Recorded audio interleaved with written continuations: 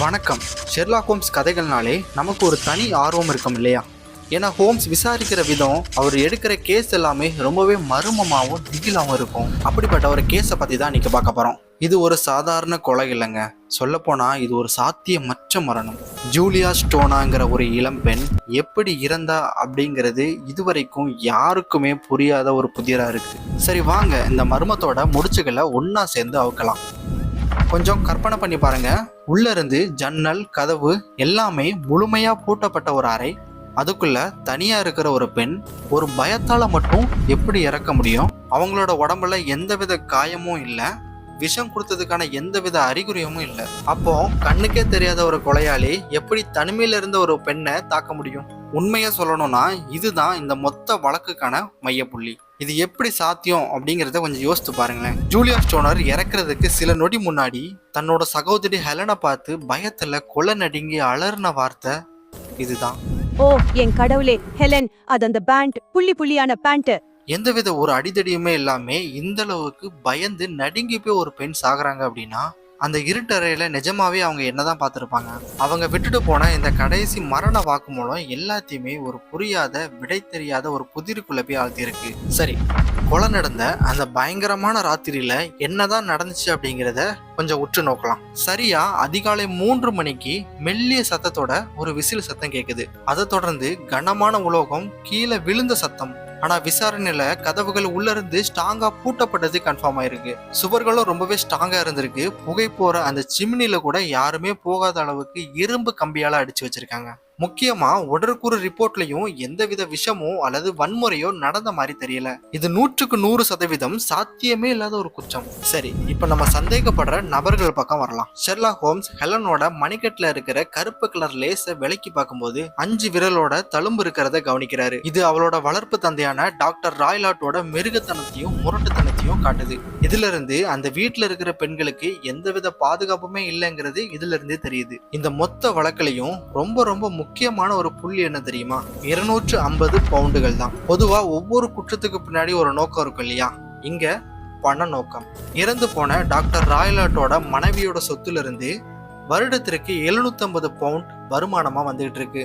ஆனா அவரோட வளர்ப்பு மகள் கல்யாணம் பண்ணிக்கிட்டா தலா 250 பவுண்ட் கொடுத்தாகணும். அப்படி கொடுத்தா அவரோட வருமானம் ரொம்பவே அடிவாங்கும் இல்லையா?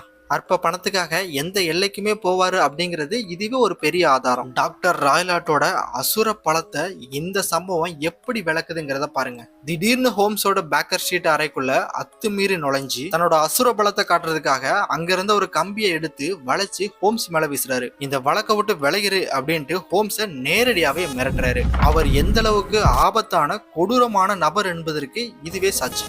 ஆனா நம்ம ஹோம்ஸ் இதுக்கெல்லாம் பயப்படுற ஆளா என்ன? நிச்சயமா கிடையாது. இங்கதான் நம்ம 2 வித்தியாசமான கோணத்துல யோசிக்கணும். ஹெலனோட சந்தேகம் வேற, ஹோம்ஸோட லாஜிக்கான சிந்தனை வேற மாதிரி இருக்கு. தன்னோட சகோதரியோட மரணத்திற்கு தோட்டத்துல தங்கியிருந்த நாடோடிகளும் அவங்க தலையில கட்டியிருந்த புள்ளி போட்ட கச்சிப்பும் தான் காரணம் அப்படின்ட்டு ஹெலன் ஸ்ட்ராங்கா நம்புறாங்க. ஆனா ஹோம்ஸ் அவங்களுக்கு ஆபத்து வெளியே இருந்துதான் வந்தது அப்படிங்கிற கான்செப்டை ஒதுக்கி வச்சுட்டு ஆபத்து வீட்டுக்குள்ளதான் இருந்திருக்கு, அதுவும் அவங்க பக்கத்திலே அப்படிங்கிற ஒரு தெளிவான தீர்க்கமான முடிவுக்கு வராரு. சரி, இப்போ ஹோம்ஸ் ஸ்டோக் மோரனுங்கிற இந்த பாலடைஞ்ச வீட்டுக்கு வந்து தன்னோட விசாரணையா ஆரம்பிக்கிறாரு. அந்த வீட்டை சுத்தி பார்த்து வெளிப்புற ஜன்னல்களும் கதவுகளும் ரொம்பவே ஸ்ட்ராங்கா உடையாத அளவுக்கு இருக்கு அப்படிங்கிறத பார்த்து உறுதி செய்யறாரு. அந்த ஜன்னல் இடுக்குல சின்ன கத்திய கூட உள்ள நுழைக்க முடியாதுங்க. இதுக்கு அர்த்தம் என்ன?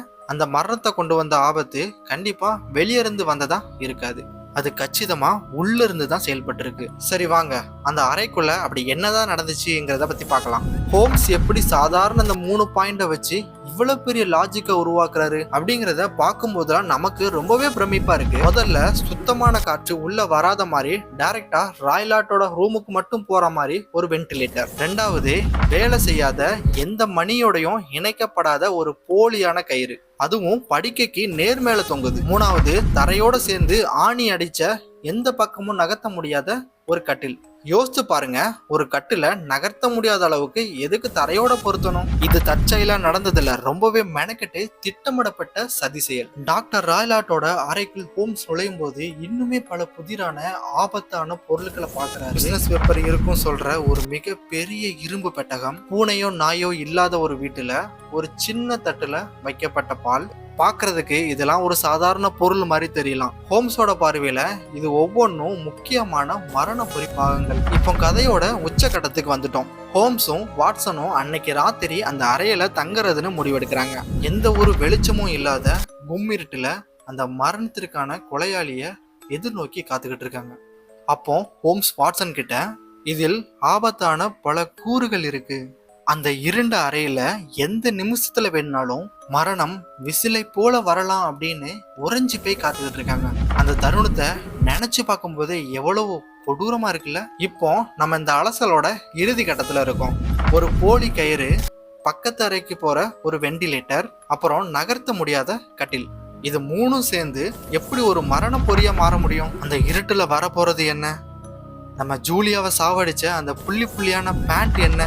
ஹோம்ஸ் கண்டுபிடிச்ச இந்த தடயங்களை வச்சு நீங்களும் கொஞ்சம் சிந்திச்சு பாருங்க. அந்த பொறி செயல்படுறதுக்கு முன்னாடி உங்களால யூகிக்க முடியுதா? சிந்தியுங்கள். அடுத்த முறை சந்திக்கும் வரை இந்த மர்மம் உங்களோட மூளையை குடையட்டும்.